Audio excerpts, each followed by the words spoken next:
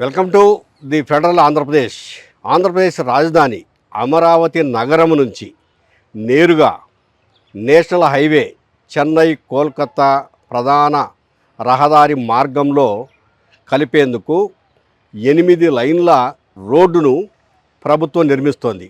అయితే ఈ 8 లైన్ల రోడ్డును చెన్నై కోల్కతా హైవేలో కలపాలంటే ఒక 3 చోట్ల బ్రిడ్జిలు నిర్మించాల్సి ఉంది. అందులో ప్రధానంగా కేడబ్ల్యూడి కెనాల్ అంటే కృష్ణా వెస్టర్న్ డెల్టా కెనాల్ మీదుగా ఈ రహదారి వెళ్లాల్సి ఉంటుంది. ఈ కెనాల్ మీద 4 లైన్ల స్టీల్ బ్రిడ్జి నిర్మాణాన్ని ప్రభుత్వం చేపట్టింది. దాదాపు 75% పూర్తయింది ఈ స్టీల్ బ్రిడ్జి నిర్మాణం.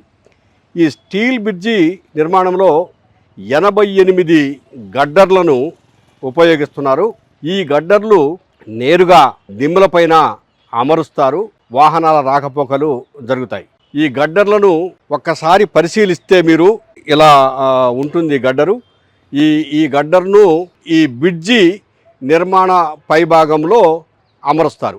ఇలాంటి గడ్డర్లు మొత్తం 88 ఈ స్టీల్ బ్రిడ్జి నిర్మాణంలోకి వినియోగిస్తున్నారు.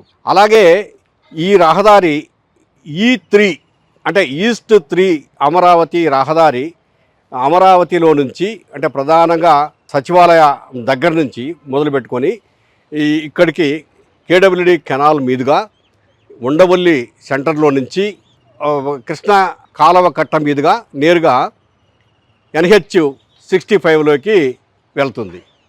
ఈ నిర్మాణ పనులు దాదాపు 2 నెలల క్రితం ప్రారంభమైనాయి. ఇప్పటికే ఒక 50% వరకు నిర్మాణ పనులు పూర్తయినాయి. ఇంకా ఒక 40% నిర్మాణ పనులు జరగాల్సి ఉంది.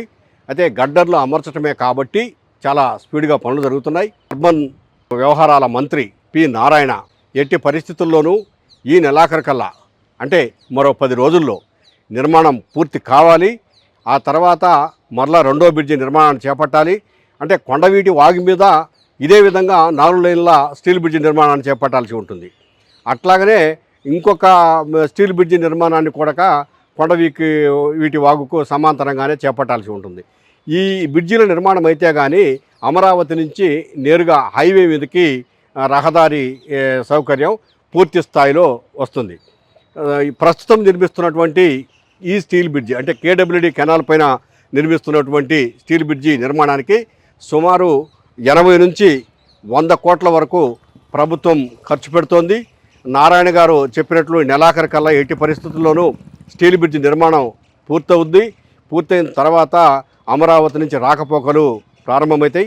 అయితే ఈ E3 రహదారి పూర్తిగా నిర్మాణం జరగడానికి ఇంకా 4.6 ఎకరాల భూమి తీసుకోవాల్సి ఉంది. అది ఈ వచ్చే నెల 9వ తేదీ లోపల ఎట్టి పరిస్థితుల్లో ల్యాండ్ పూలింగ్ కింద రైతులు ఆ భూమి ఇస్తే వెంటనే మిగిలిన నిర్మాణం కూడా చేపడతారు. లేదంటే మేము తప్పనిసరిగా ల్యాండ్ అక్విజిషన్ కింద భూమిని తీసుకుంటామని చెప్పేసి మంత్రి నారాయణ గారు స్పష్టం చేశారు. అదే ఆ భూమిని తీసుకొని నిర్మాణం పూర్తయిపోతే ఈ లోపల ఈ స్టీల్ బ్రిడ్జి నిర్మాణం పూర్తయిపోతే మొత్తం మీద హైవేకు అమరావతి నుంచి రహదారి ప్రధానమైనటువంటి E3 రహదారి మనకు హైవే మీదకి వెళ్ళిపోతుంది. దాని ద్వారా వీలైనంత వరకు అమరావతి నుంచి రాకపోకలు 100% ప్రారంభమైపోతాయి. కెమెరామెన్ రవితో జీపీ వెంకటేశ్వర్లు, ఉండవల్లి.